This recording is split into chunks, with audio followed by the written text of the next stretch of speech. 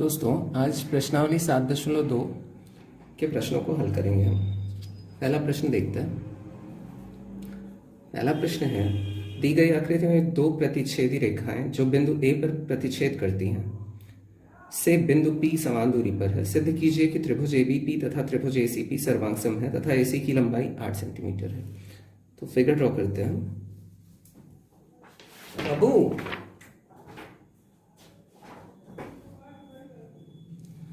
तो फिगर कुछ इस तरीके से दिया है।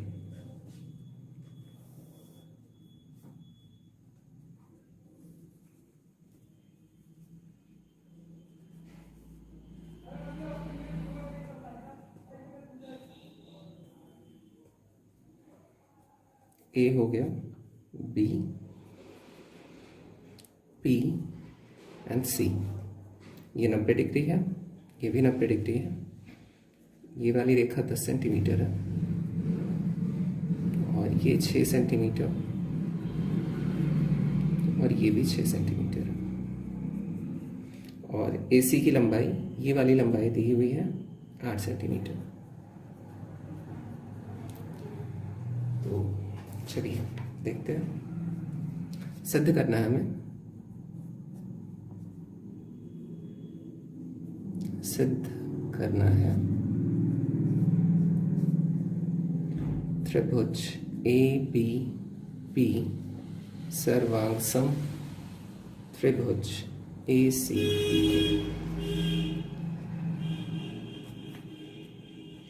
अब देखिए, त्रिभुज ABP में ये वाली भुजा दी नहीं है, तो इसे हमें ज्ञात करना है। अब ये एक राइट एंगल ट्राइंगल है, मतलब समकोण त्रिभुज है। यहाँ 90 डिग्री का कोण बन रहा है। तो देखिए, जहां 90 डिग्री का कोण बनता है उसके सामने वाला क्या कहलाता है? कर्ण कहलाता है। और ये क्या हो जाएगा? फिर लंब हो जाएगा और ये आधार हो जाएगा।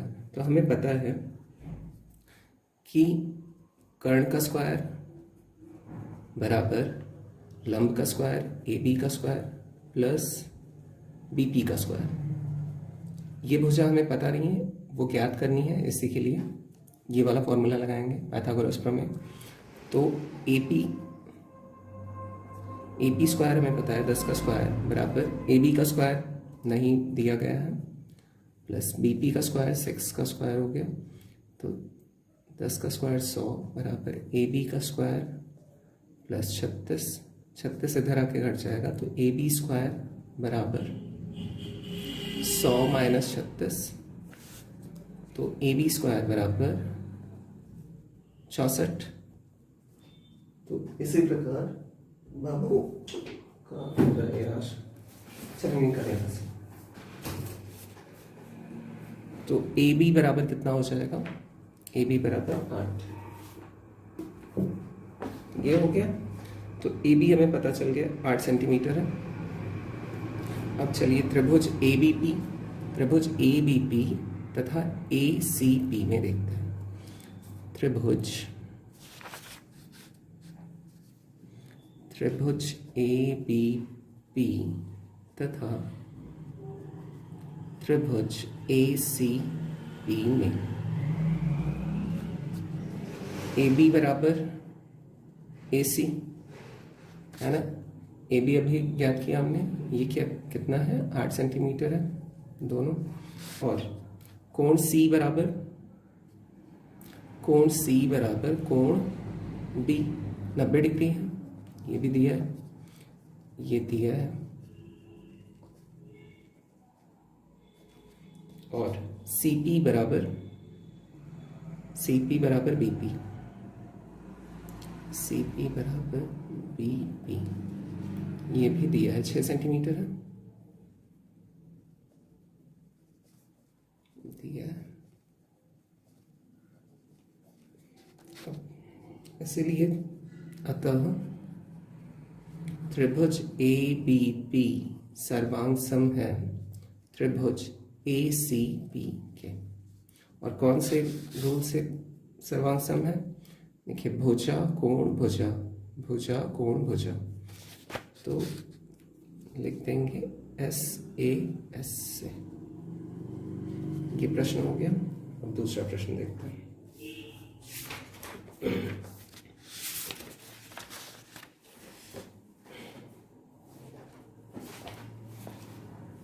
ABCD एक वर्ग है। सेकंड,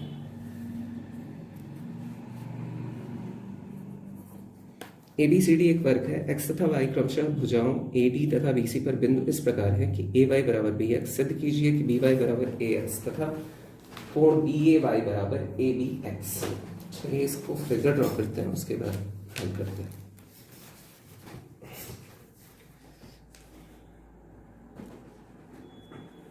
फिगर वर्ग एक है। चलिए वर्ग बना लिया, इसका नाम दे देते हैं ABCD। AD पर x है और BC पर y बिंदु। चलिए इन्हें काट लेते हैं। अब दिया है, क्या क्या दिया है? AY बराबर BX दिया है,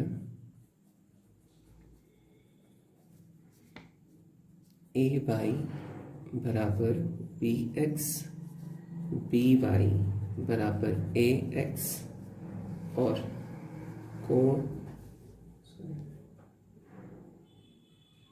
सिद्ध करना है। हाँ, ये सिद्ध करना है, सिद्ध करना है BY बराबर AX और कोण BAY बराबर कोण ABX। चलिए त्रिभुज XAB, त्रिभुज ये x है और ये y, त्रिभुज XAB तथा त्रिभुज YBA, दो त्रिभुज लेते हैं। इसे हाईलाइट कर देता हूँ। ये वाला त्रिभुज तथा ये वाला त्रिभुज लेना, ठीक है। त्रिभुज XAB तथा त्रिभुज YBA में AY बराबर BX ये दिया हुआ है।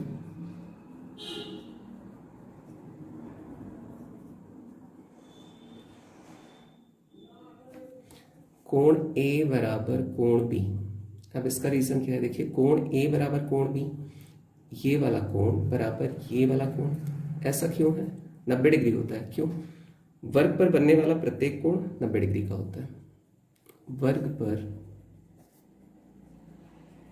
बनने वाला प्रत्येक कोण 90 अंश का होता है, 90 अंश का होता है। ये रीजन दे दिया हमने। और AB बराबर AB, अब ये भुजा तो दोनों में कॉमन है, तो AB बराबर AB उभयनिष्ठ है।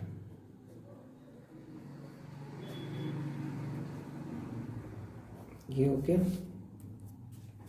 अतः त्रिभुज लिख सकते हैं हम, अतः त्रिभुज XAB सर्वांग सम है त्रिभुज YBA।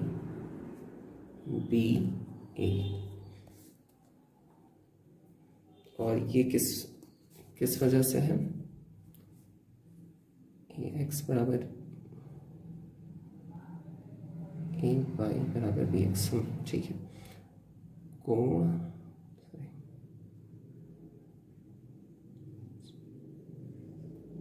भुजा, कोण भुजा,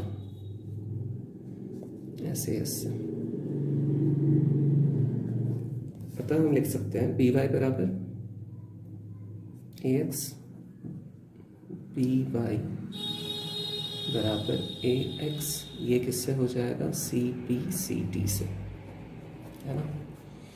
देखिए, AY बराबर BX दिया था, तो भुजा और भुजा, कोण और भुजा, इसी प्रकार इस त्रिभुज मिले तो भुजा, भुजा, कोण और भुजा, ठीक, तो ये हो गया। अब फिर तथा ए बी बराबर ए बी,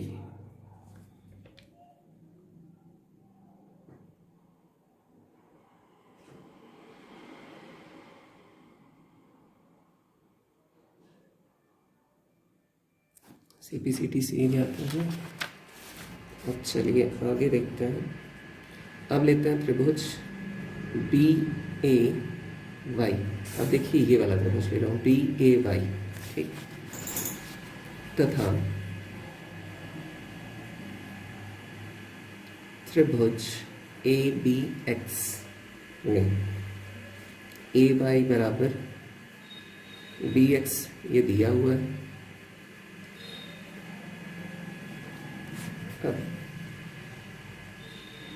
BY बराबर AX ये हमने ज्ञात किया है CPCT से।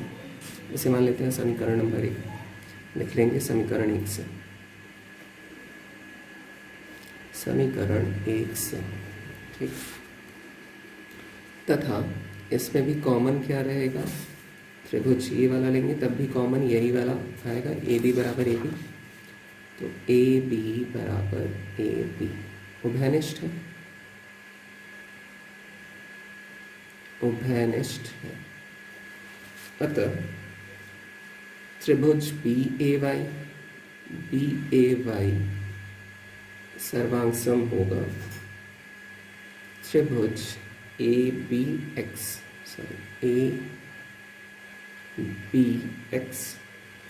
और ये किस रोल से होगा, ट्रिपल S, भुजा भुजा भुजा, हाँ, साइड साइड साइड से। अतः हम लिख सकते हैं, देखिए BAY सर्वांग है ABX के, तो हम सीधे लिख सकते हैं कोण BAY बराबर कोण ABX, और ये किससे हो जाएगा, CPCT से। सेकंड वाला क्वेश्चन हो गया।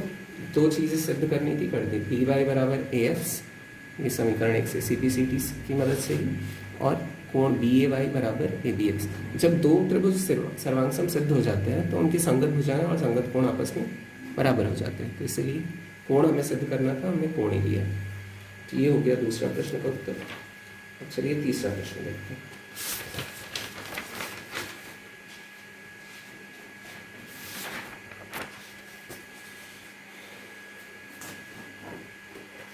तीसरा प्रश्न है, दी गई आकृति में AB बराबर D, BC बराबर EF तथा माध्यिका AP बराबर माध्यिका DQ सिद्ध कीजिए कि कोण B बराबर कोण E। देखिए दो फिगर इसमें दिया हुआ है, फिगर ड्रॉ करते हैं पहले।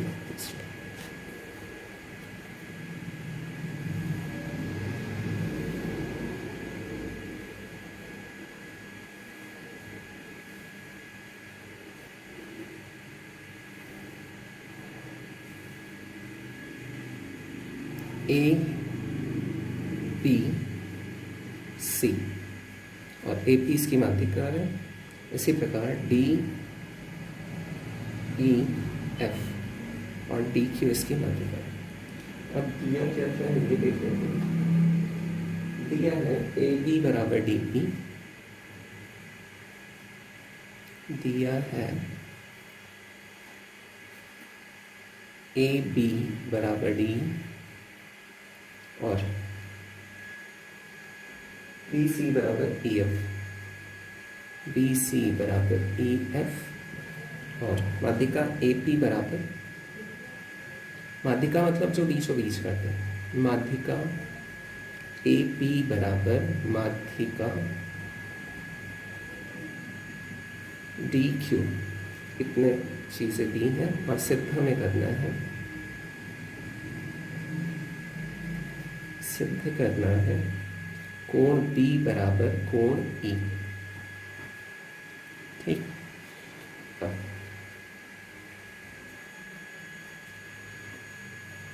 हल देखिए दिया है BC बराबर EF, ये दिया हुआ है। देखिए BC बराबर EF है, BC को हम क्या लिख सकते हैं, BP प्लस PC लिख सकते हैं, है ना। B P plus P C. इसी प्रकार ई एफ को हम E Q plus Q F लिख सकते हैं, लिख दिया। चूंकि माध्यिका ए पी तथा माध्यिका डी क्यू त्रिभुज ए बी सी तथा डी ई एफ को समद्विभाजित करती है, तो डी पी बराबर ई क्यू हो जाएगा। ये देखिए लिखेंगे हम, चूंकि माध्यिका ए पी तथा माध्यिका डी क्यू त्रिभुज ए बी सी तथा त्रिभुज डी ई एफ को समविभाजित करती है। माध्यिका समविभाजित करने का ही काम करता है ना, समविभाजित करती है।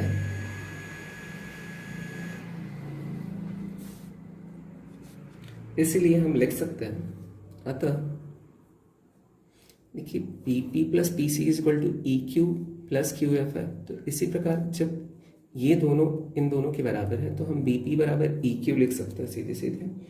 तो अतः बी पी बराबर ई क्यू समीकरण नंबर 1 तथा पी सी बराबर क्यू एफ, इसे मान लेते हैं समीकरण नंबर 2। अब लेते हैं हम त्रिभुज ए बी पी। देखिए त्रिभुज ए बी पी, ठीक है, त्रिभुज ए बी पी तथा त्रिभुज डी ई क्यू में हमें क्या कोण, देखिए कोण B बराबर कोण E ज्ञात करना है ना, मतलब सिद्ध करना है कोण B बराबर कोण E। तो यही दो त्रिभुज हम लेके आसानी से सिद्ध कर सकते हैं, तो इसीलिए एक ही साइड का त्रिभुज लिया। अब ए बी बराबर डी ई, ये तो इन दोनों त्रिभुजों में दिया हुआ है। ए बी बराबर डी ई ये दिया है। बी पी बराबर ई क्यू, ये हमने समीकरण 1 से ज्ञात किया है, समीकरण 1 से।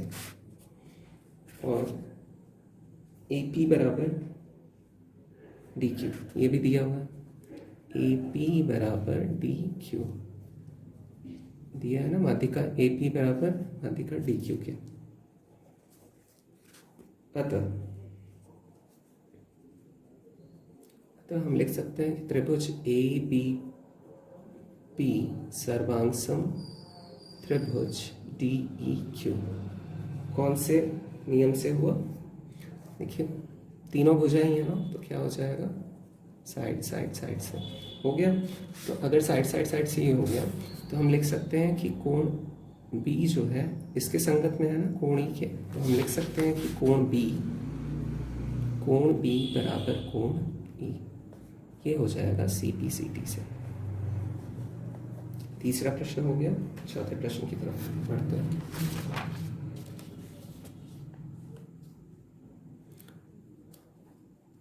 चौथा प्रश्न,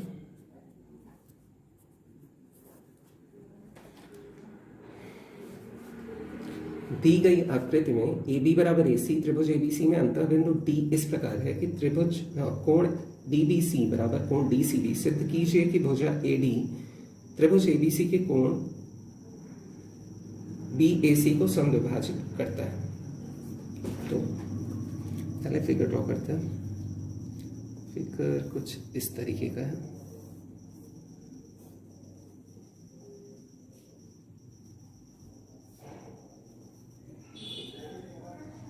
डी हो गया ए बी सी, ये कोण इस कोण के बराबर और ये कोण जो है वो इस कोण के बराबर।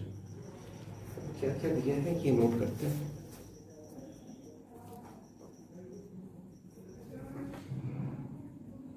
दिया है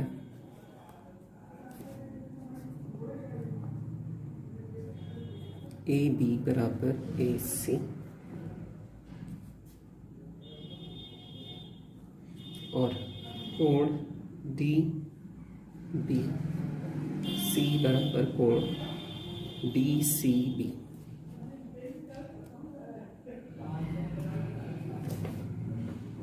सिद्ध करना है AD त्रिभुज ABC के कोण DAC को समद्विभाजित करता है। तो चलिए हल करते हैं। हल AD बराबर AC ये दिया है, तो हम लिख सकते हैं कि कोण ABC बराबर कोण ACB लिख सकते हैं। बिल्कुल देखिए त्रिभुज ABC में AB बराबर AC है, तो देखिए जो बराबर भुजा होती है उसके सामने के कोण क्या होते हैं, आपस में बराबर होते हैं। तो ये कोण बराबर ये कोण लिख सकते हैं, तो वही मैंने लिखा है। अब इसका रीज़न भी दे दीजिएगा, समान भुजाओं के सम्मुख कोण आपस में समान होते हैं। ये हो गया। अब फिर आगे, अब इसे हम कोण को दो भागों में बांट सकते हैं। लिख सकते हैं कि कोण ABD, देखिए कोण ABD प्लस कोण DBC बराबर ACB को भी दो भागों में बांट सकते हैं। कोण ACD प्लस कोण DCB।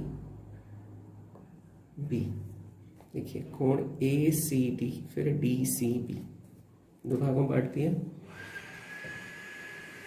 अब दिया है प्रश्न में कि कोण DBC बराबर DCB, तो कोण DBC बराबर DCB इन दोनों को हम काट सकते हैं। तो हमें क्या मिलेगा, कोण ABD बराबर कोण ACD। इसे मान लेते हैं हम समीकरण नंबर 1। ठीक, और तथा कोण DBC बराबर कोण DCB ये हमें ज्ञात है, मतलब दिया है। तो हम लिख सकते हैं कि अगर दो कोण समान हैं तो उनके सम्मुख भुजाएं क्या हो जाएंगी, बराबर हो जाएंगी। तो हम लिख सकते हैं कि DC बराबर DB, इसे मान लेते हैं समीकरण नंबर 2। देखिए कोण DBC और कोण DCB आपस में बराबर है, तो ये DB और DC बराबर हो जाएंगे। ठीक, अब चलिए लेते हैं त्रिभुज ABD तथा त्रिभुज ACD में AB बराबर AC ये हमें दिया है, और कोण ABD बराबर कोण ACD ये हमने समीकरण 1 से ज्ञात किया। समीकरण 1 से, और DB बराबर DC ये समीकरण 2 से।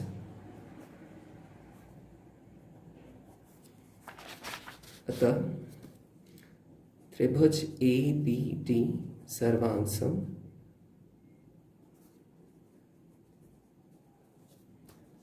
त्रिभुज ACD ये किस नियम से हुआ, भुजा कोण भुजा, तो SAS हो गया। अतः हम लिख सकते हैं कि कोण BAD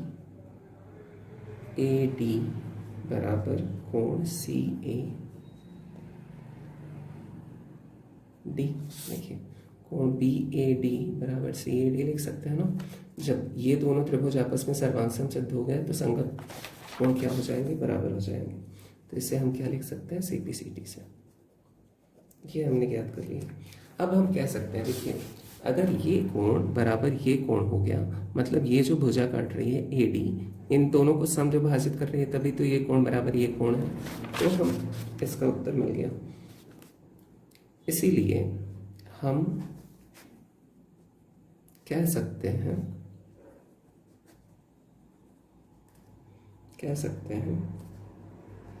कि AD त्रिभुज ABC के कोण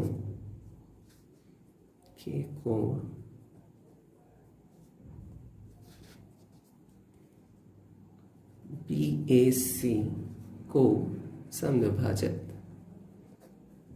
करता है, समद्विभाजित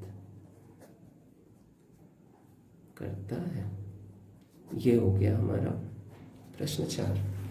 अब प्रश्न 5 की तरफ बढ़ते हैं।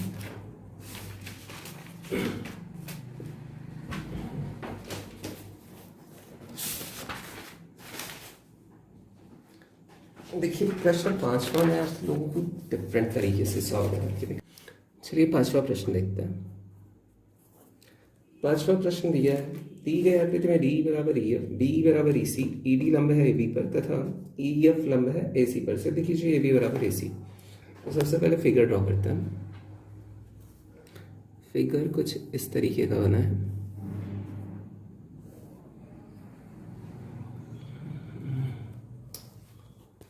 लाइट कट गया।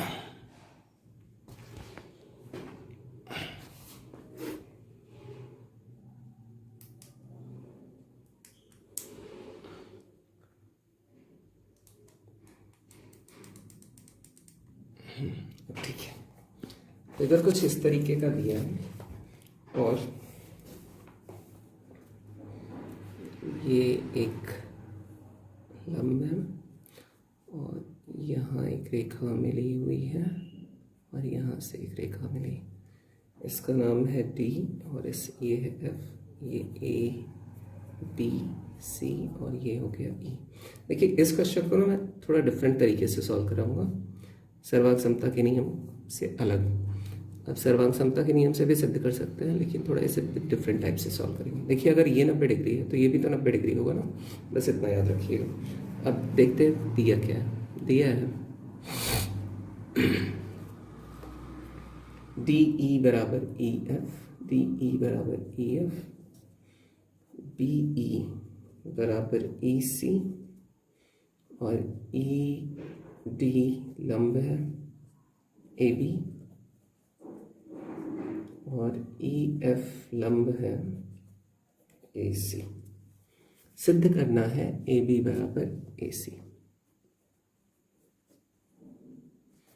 सिद्ध करना है ए बी बराबर ए सी।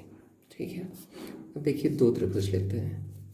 त्रिभुज ए डी ई तथा त्रिभुज ए एफ ई में देखिए A D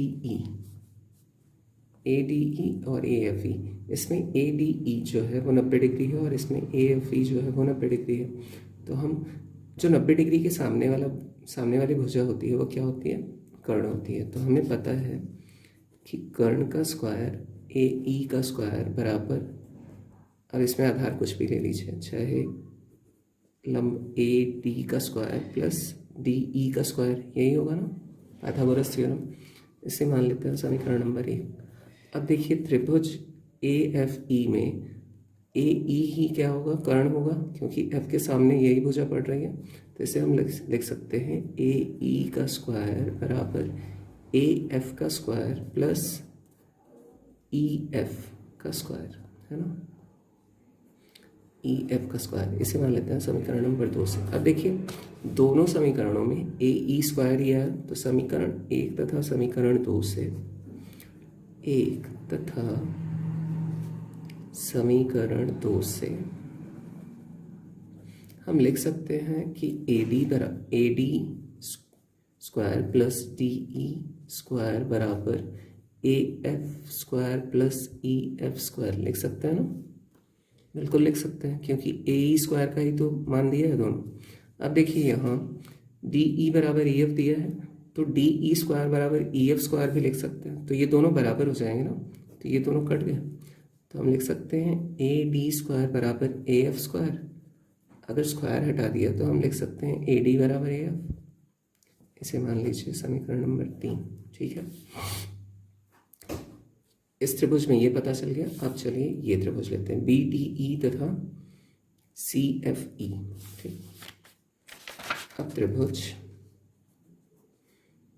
B D E तथा त्रिभुज सी एफ ई से अब देखिए इसमें भी एक जो कोण है वो क्या है हमारा 90 डिग्री का है, तो इसके सामने का जो भुजा होगा वो क्या हो जाएगा हमारा, देखिए इसके सामने का भुजा बी हो जाएगा, तो बी ई स्क्वायर बराबर क्या ले सकते हैं हम, B D square plus D E square, इसे मान लीजिए समीकरण नंबर 4। और इसी प्रकार इधर 90 डिग्री के सामने सी है ना, या ई सी स्क्वायर बराबर क्या ले सकते हैं हम, E F square plus F C square, इसे मान लेते हैं समीकरण नंबर 5।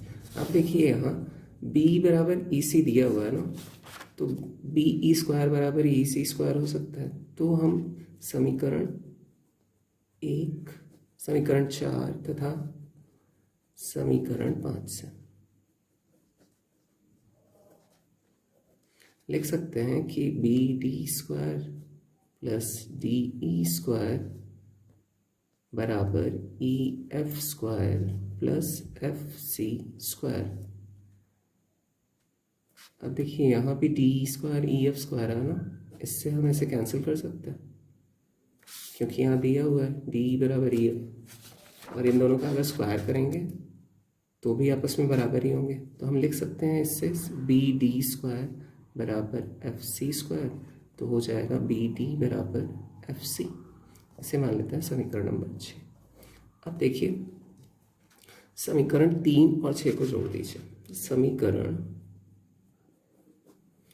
3 प्लस समीकरण 6 करने पर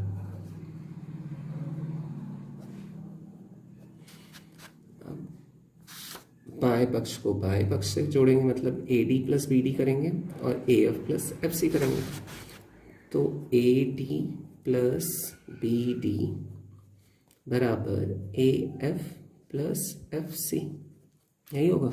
अब देखिए A D plus D B या बी डी क्या हो रहा है, पूरा ए बी हो रहा है, तो हम इसे लिख सकते हैं ए बी, और A F plus F C बराबर क्या हो रहा है, ए सी हो रहा है पूरा। देखिए A F plus F C is equal to A C पूरा हो रहा है ना, तो यही हमें सिद्ध करना था, लिख देंगे इति सिद्धम। बोला था ना डिफरेंट टाइप से कराऊंगा, ऐसे हो गया। अब चलिए अगले वीडियो में 4 क्वेश्चंस को और सॉल्व करेंगे, और इसे मैं सर्वांग समता के रूल से भी आपको सिद्ध करके दिखाऊंगा, ठीक है। तो 4 क्वेश्चंस अगले वीडियो में सॉल्व करेंगे। तब तक के लिए bye, take care, thanks for watching.